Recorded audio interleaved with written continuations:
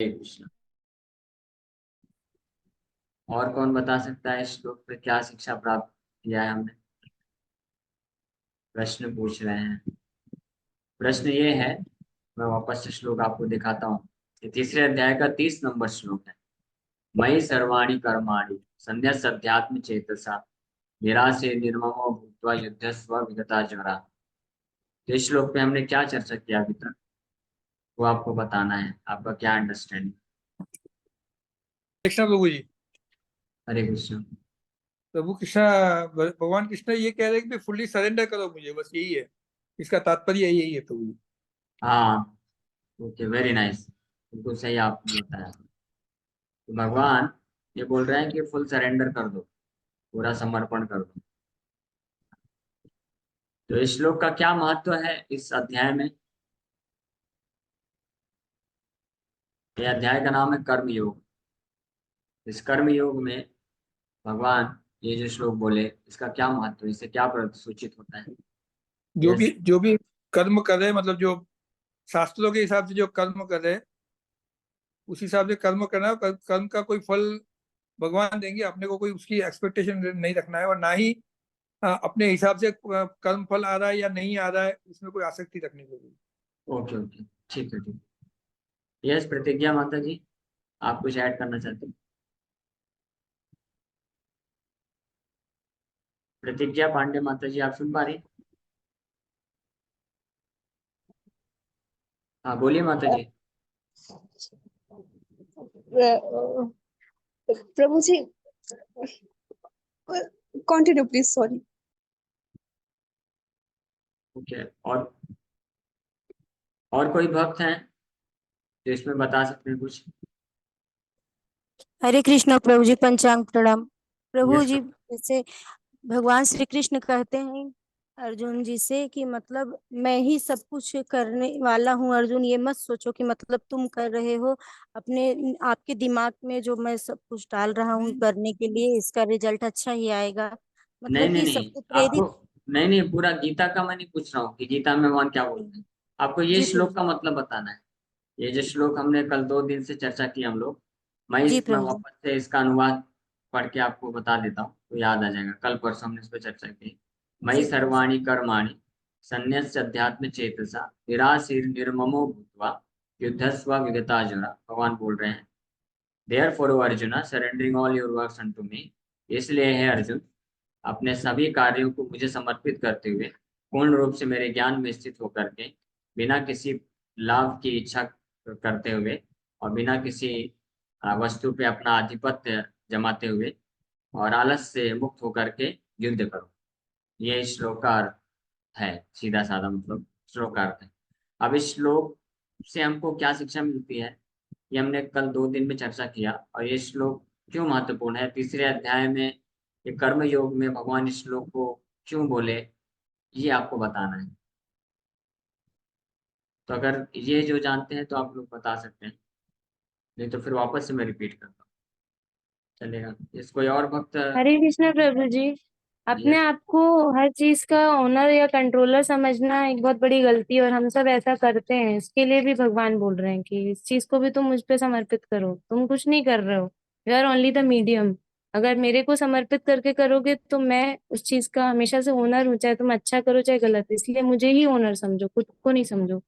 ये चीज भी समझा रहे थे प्रभु। ओके, हाँ ठीक है, बिल्कुल सही है। ये एक मतलब मुख्य कंक्लूजन भगवान दे रहे हैं। मई शब्द जो बोले भगवान, मई यानी मुझे, मुझ पे समर्पण करते हुए, मई सर्वाणि कर्माणि, अपने सारे कर्मों को मुझ पे समर्पित करते हुए, संन्यास अध्यात्म चेतसा। अध्यात्म चेतसा का मतलब क्या चर्चा किया था हमने, किसी को याद?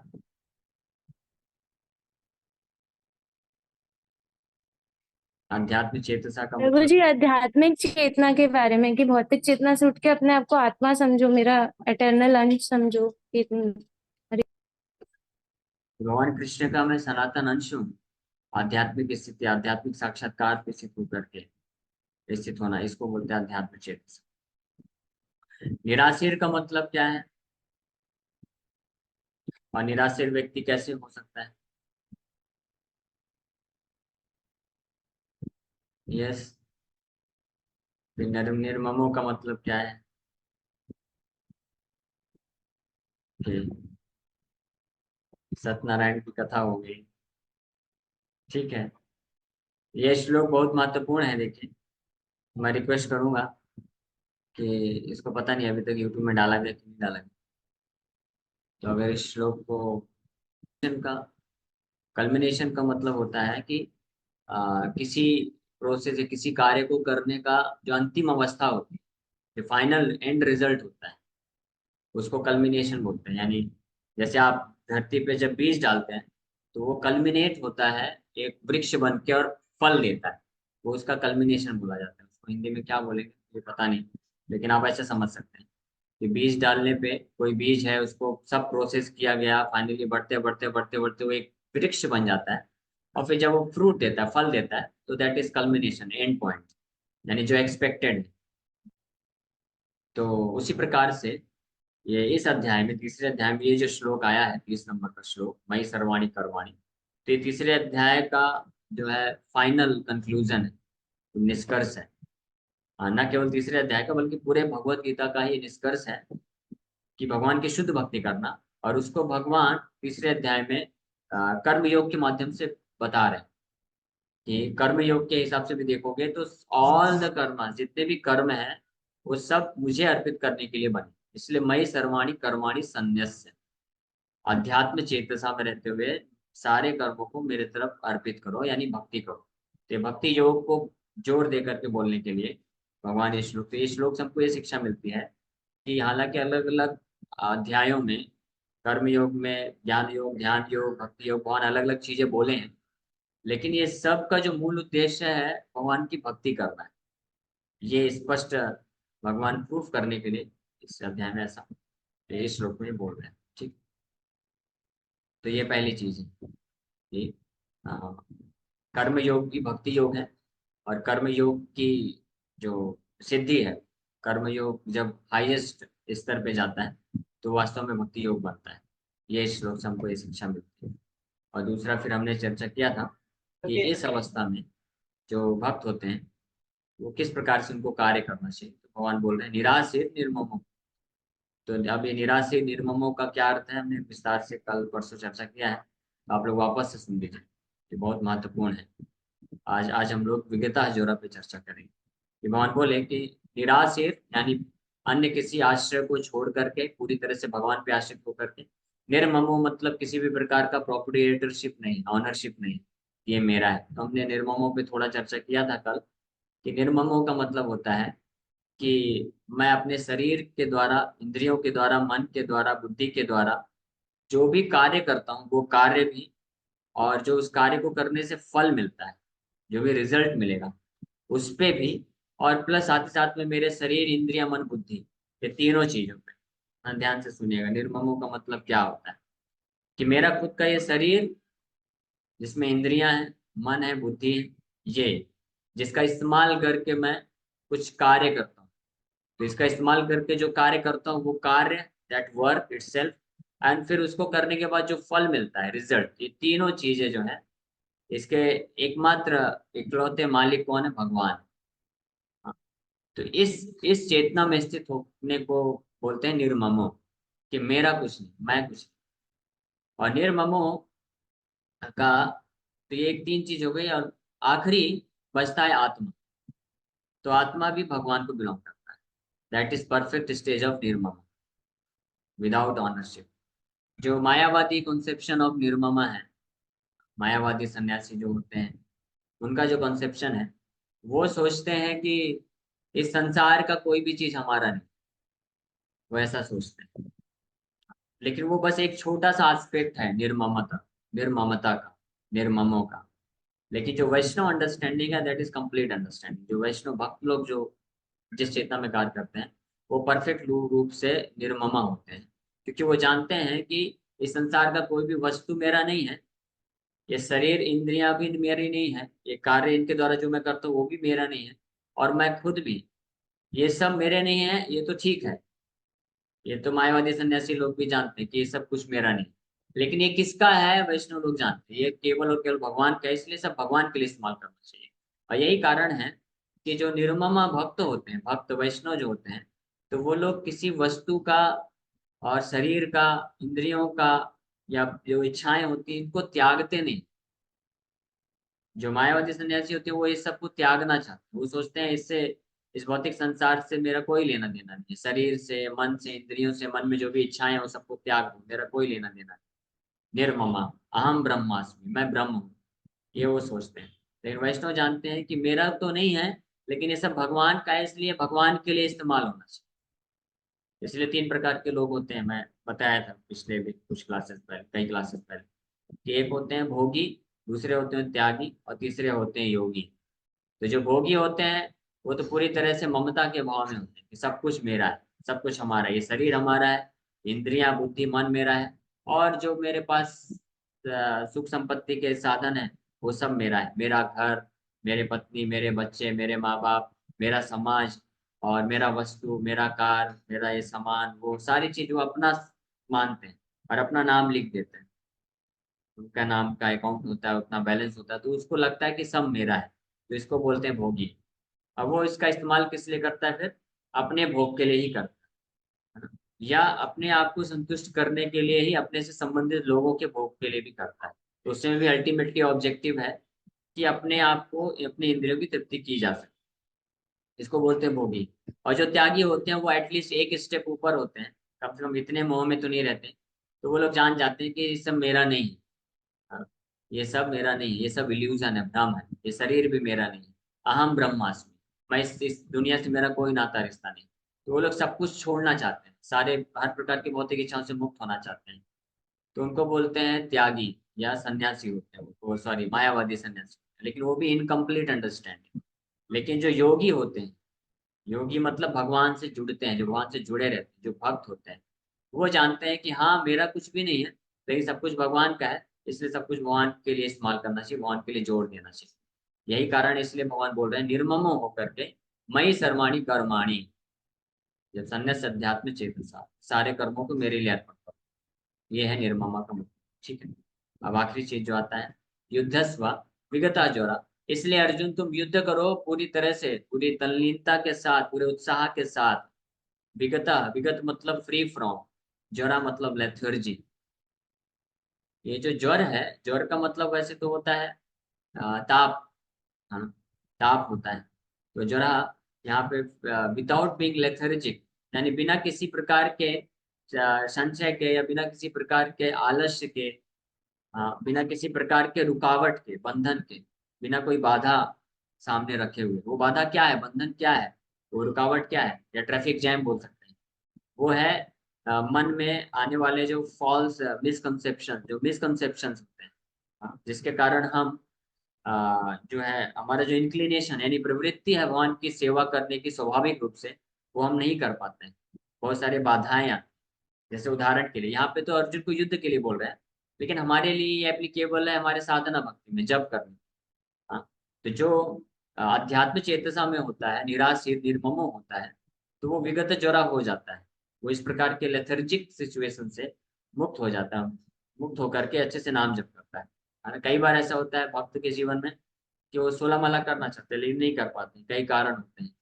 कि अभी हमारे जो रिलेटिव ने, हमारे पिताजी ने, माताजी ने, पत्नी ने, पति ने, या किसी ने हमको मना कर दिया, उनको पसंद नहीं है, तो इसलिए कुछ होते हैं कि वो नाम जब छोड़ देते हैं। तो इसका मतलब वो विगता ज्वरा नहीं हुआ है, प्रॉपर अंडरस्टैंडिंग नहीं बनी है, कुछ ना कुछ मेंटल ब्लॉकेज आ जाने के कारण विघ्न आ जा रहा है भगवान के प्रति सेवा अर्पण करने में। इस प्रकार के, हर प्रकार के विघ्न को त्याग दो अर्जुन, क्योंकि अर्जुन के लिए मेंटल ब्लॉकेज क्या आ रहा था कि मेरे रिलेटिव हैं, भीष्म पितामह मेरे गुरु हैं, मेरे दादा परदादा जी हैं, और द्रोणाचार्य हैं मेरे गुरु हैं, तो मैं इनको कैसे मार सकता हूँ? तो अपने शरीर से संबंध के प्रति विचार करके ये मेंटली, ये शारीरिक संबंध है, अर्जुन को मेंटली ब्लॉक कर रहे थे। तो विगता ज्वरा मतलब कि अर्जुन को कौन बोल रहे हैं कि इस प्रकार के मेंटल ब्लॉकेज से निकालो अपने आप, और स्वाभाविक रूप से युद्ध स्वा, just fight, just fight thinking मयि सर्वाणी कर्माणि संन्यस्य, ये हर चीज मेरे लिए अर्पण करना चाहिए। तो मैंने इसमें क्वेश्चन आंसर ले लिया, इसलिए ठीक है, थोड़ा समय बचा है, इसका तात्पर्य पढ़ लेते हैं। This words clearly indicates the purpose of the Bhagavad Gita. देखिए वो चीज आ भी गया जो कल 2 दिन में मैं बोल रहा था कि ये भगवद गीता के उद्देश्य को इंडिकेट करता है पूरी तरह से, कर्म योग के माध्यम से। भगवद गीता का उद्देश्य क्या है? भगवान की शुद्ध भक्ति करना। वास्तव में भगवद गीता का एकमात्र उद्देश्य है कि सतत भाव से, पूर्ण शुद्ध रूप से, बिना किसी भौतिक इच्छा के, अहेतु की अप्रतिहता भाव में भगवान का स्मरण करना, भगवान को प्रेम करना। That is the purpose of Bhagavad Gita. तो कर्म योग में भगवान उसी चीज को, उसी पर्पस को कर्म योग तरीके से बोल रहे हैं। मई सर्वाणी कर्माणि, सारे कर्मों को मुझे अर्पित करो। वो एक ही चीज है, यानी जिसको प्रेम होगा वही तो अर्पण करेगा ना। तो कृष्ण को प्रेम करना बिना किसी मोटिवेशन के, बिना किसी जो है क्या बोलते हैं उसको, हेतु के, बिना किसी हेतु के कृष्ण को प्रेम करना, उनको सेवा अर्पण करना, that is the purpose of Bhagavad Gita. ये उद्देश्य है। और ये कर्म योग के माध्यम से इस श्लोक में मई सर्वाणी कर्माणि संन्यास अध्यात्म चेतसा निरासित निर्ममो भूत्वा विगता जोरा युद्धस्वा। और ये चीज, उसी चीज को बोल रहे हैं। The Lord instructs that one has to become fully Krishna conscious to discharge duties as if in military discipline।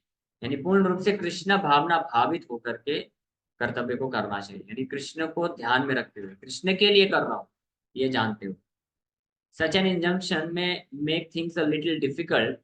Nevertheless, duties must be carried out with dependence on Krishna because that is the constitutional position of the living entity।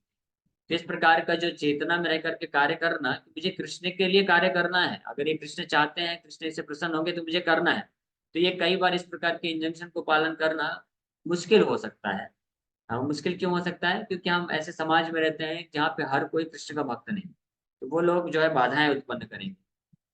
लेकिन फिर भी ये जो भगवान के नाम जप है, भक्ति, ये कार्य करते रहना चाहिए। मान लीजिए कोई, उदाहरण के लिए, सेम उदाहरण जप करने का, जप करना है 16 माला, ये भगवान का इंस्ट्रक्शन है, प्रभुपाद जी का इंस्ट्रक्शन है। भगवान का इंस्ट्रक्शन तो एक्चुअली में 24 घंटा जप करना है, 192 राउंड जप करने का इंस्ट्रक्शन दिए भगवान।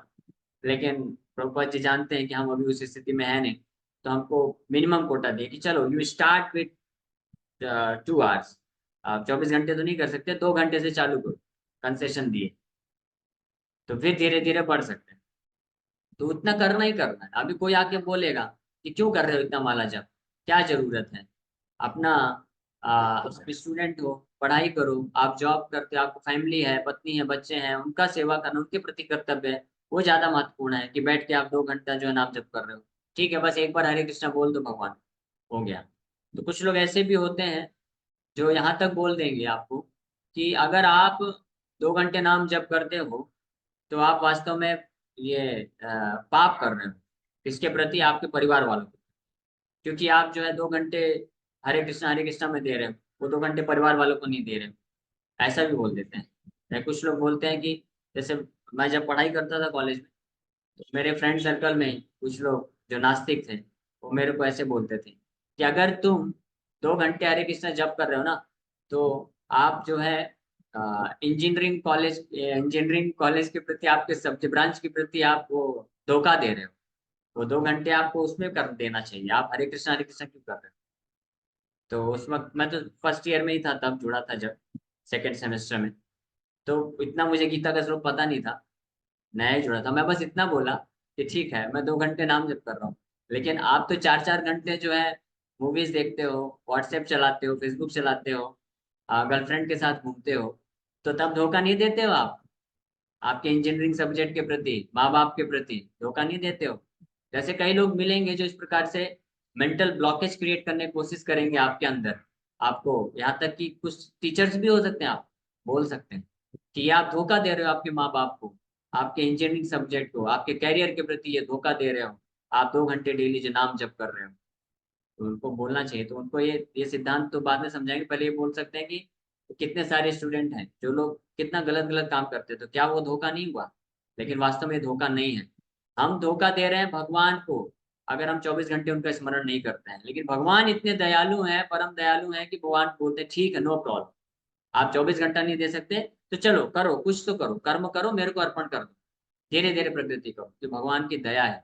अदरवाइज, क्योंकि हर चीज, हमारा शरीर, इंद्रिया, मन, बुद्धि, हमारा खुद का अस्तित्व भगवान के कारण है, सब कुछ भगवान से ही मिलता है। तो 24 घंटे हमको भगवान को देना चाहिए। अगर 24 घंटे में से एक क्षण भी हम कम देते हैं भगवान को, तो भगवान को धोखा देना होगा, भगवान के प्रति हमारा जो है कृतज्ञता हुआ, इन अनग्रेटफुलनेस हुआ। हाँ, तो ये भक्त इस अंडरस्टैंडिंग को रखते हैं, इसलिए भक्त लोग जो है प्रयास करते हैं कि हम ज्यादा से ज्यादा जो है भगवान का स्मरण करें, सेवा करें। और हमको अगर भौतिक जगत में रहते हुए भौतिक जो संबंध होते हैं उनका भी निर्वहन करना पड़ता है, कर्तव्य करना पड़ता है, तो उस केस में भी भगवान के भक्त लोग ऐसे होते हैं, उनके लिए भगवान कर्मयोग दिए हैं कि हाँ ठीक है, आप अभी इस प्रकार के बंधन में फंसे हो कि आप पूरी तरह से 24 घंटे मेरा स्मरण नहीं कर सकते हो, आपको कर्म करना ही है, तो आप इस चेतना में कर्म करो कि आप मेरे लिए कर रहे हो और आप उसके फल को मुझे अर्पण करो, मुझे ध्यान रखते हुए करो, माम अनुस्मरण युद्ध च। तो इस प्रकार से अभी समय हो गया, तो ये पे विराम करेंगे, कल इस पर और थोड़ा सा चर्चा करते हैं। ये बहुत इंपॉर्टेंट श्लोक है, लेकिन अनफॉर्चुनेटली शायद 2 दिन से हम लोग चर्चा की, आप लोग अच्छे से रिप्लाई नहीं कर पाए, इसलिए टाइम लग जा रहा है। एनीवे ठीक है, कल हम लोग इस श्लोक को एंड करेंगे, आगे बढ़ेंगे, क्योंकि एक ही प्रहार से पूरा ज्ञान नहीं दिया जा सकता, धीरे धीरे। ओके, किसी भक्त का कोई प्रश्न है तो पूछ सकते हैं। हरे कृष्ण।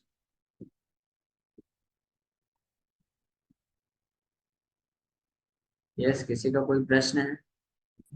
नहीं है? तो नहीं है, इसी श्लोक से रिलेटेड है। मैं उस समय ड्राइविंग कर रहा था। मेरा ये है मानना कि पिछले 2 अध्याय में भगवान अर्जुन को युद्ध करने के लिए प्रेरित कर रहे हैं, लेकिन अर्जुन फल की, उसका युद्ध के परिणाम को देखते, उसके फल को देखते ही युद्ध करने से मना कर रहे थे। भगवान ने अपने अंततः उनके कहा कि तुम सारे कर्म फल आध्यात्मिक चेतना में रहते हुए कर्म करो और फल सब मुझको अर्पित करो। तुमको इससे कोई मतलब नहीं रहेगा, सारा फल मेरे मेरे को अर्पित कर दो। ये भी इस श्लोक का महत्वपूर्ण पहलू यही होता है। भगवान अंततः अर्जुन को यही कहते हैं कि सारे जो तुम फल की चिंता कर रहे हो उनको वो सब मेरे ऊपर अर्पित कर दो और तुम केवल युद्ध करो। हाँ बिल्कुल, बिल्कुल सही बात, परफेक्ट। हरे कृष्ण प्रभु जी। हरे कृष्ण। प्रभु यस, जी, डेली लाइफ में कैसे हम अपने कार्यों को, जैसे स्टूडेंट्स हैं और अलग अलग चीजें जैसे प्रोफेशंस हैं, जॉब करते हैं, घर में काम करते हैं, उनको भगवान पे कैसे समर्पित कर सकते हैं? थोड़ा बेसिक बता दीजिए सबको। हरे कृष्ण। भगवान उसी चीज को तो यहाँ पे बोले, कर्मयोग का जो कर्मयोग को आप परफेक्ट भक्ति योग कैसे बना सकते हो, उसी के लिए ये 30 नंबर श्लोक है, मई सर्वाणी कर्माणी। भगवान बोल रहे हैं अगर आपको कर्म करना ही पड़ रहा है भौतिक कर्म को, तो नो प्रॉब्लम, क्योंकि एकाएक कोई कर्म को त्याग नहीं सकता ना। कोई स्टूडेंट है तो उसको तो पढ़ाई करना है, और किसी का फैमिली है, पत्नी है, बच्चे हैं, समाज है, तो नहीं छोड़ सकता है। तो इसका मतलब ये नहीं है कि वो माया में फंस जाए। भगवान उनके लिए उपाय बता रहे हैं कि ठीक है आप कर्म करो, लेकिन सारे कर्मों को मुझ पे अर्पित करते हुए करो। हाँ, और मेरा स्मरण करते हुए करो, और उसका जो फल है मुझे अर्पित करो। उसके माध्यम से जो कर्म करते हो उसके माध्यम से मेरे लिए सेवा अर्पण, प्रचार करो, और अलग अलग तरीके से किया जा सकता है, तो बहुत सारे विधियां हैं। तो यही चीज है, भगवत चेतना में रहते हुए, भगवान को ध्यान में रखते हुए भगवान के लिए कर्म करना चाहिए। ठीक। स्टूडेंट प्रभु जी, स्टडी कैसे भगवान के लिए करें, मतलब वो थोड़ा सा जानना था। स्टूडेंट भी कर सकते हैं स्टडी भगवान के लिए, क्योंकि वो इस भाव से स्टडी करें कि स्टडी करके एक अच्छा एग्जाम्पल सेट होगा कि कृष्ण के भक्त लोग भी जो है, हालांकि ये मतलब सेकेंडरी है, बट अभी क्योंकि छोड़ नहीं सकते हैं ना स्टडीज, तो एटलीस्ट इसी का इस्तेमाल कर सकते हैं कि मैं अपनी स्टडीज को कैसे प्रीचिंग पर्पज के लिए इस्तेमाल करूँ। बेस्ट तो ये है कि व्यक्ति को डायरेक्ट प्रीचिंग करना चाहिए, जा करके लोगों को भगवत गीता सिखाना चाहिए, पढ़ाना चाहिए। लेकिन कोई अभी जॉब कर रहा है, स्टूडेंट है, तो स्टूडेंट स्टडीज और जॉब नहीं छोड़ सकता है, तो उसको फिर इस तरह से स्टडीज करना चाहिए ताकि एक उदाहरण प्रस्तुत हो जाए कि कृष्ण के भक्त देखो ऐसे होते हैं, इतने परफेक्ट होते हैं, तो उसको प्रेरणा मिलेगी, तो फिर वो भी कृष्ण भक्ति में आगे बढ़ने के लिए प्रेरित हो सकता है। ठीक है, तो इस प्रकार से किया जा सकता है। और दूसरा हमारे पर्सनल, मैंने लास्ट टाइम भी बताया था, हमारे खुद के लिए, हम खुद के भक्ति में, क्योंकि हम खुद भी अभी पूरी तरह से कन्विंस नहीं है, तो अगर हम स्टडीज में या जॉब में घर गृहस्थी के कर्तव्यों का पालन करने में ढिलाई करेंगे, तो लोग इस संसार के हमको ताना मारेंगे, परेशान करेंगे, हम उसके कारण मेंटली डिस्टर्ब हो जाएंगे और हम अपनी भक्ति नहीं कर पाएंगे। तो अपनी खुद की भक्ति प्रॉपर तरीके से चलते रहे, इसके लिए भी हमको हमारे भौतिक कर्तव्यों का सही से पालन कर लेना चाहिए, ताकि जो हमारे आसपास के जो लोग हैं, सगे संबंधी हैं, जो कनेक्टेड हैं, वो हमको उनको मौका ना मिले कि हम मेंटली डिस्टर्ब कर सकें, जिससे हमारा भक्ति प्रभावित हो। ठीक है, तो ये दोनों चीज को ध्यान में रखते हुए आपको ऐसा कर लेना चाहिए। ओके, तो अभी समय हो गया, तो ये कोई ओके, विराम। Thank you Prabhu ji, Hare Krishna.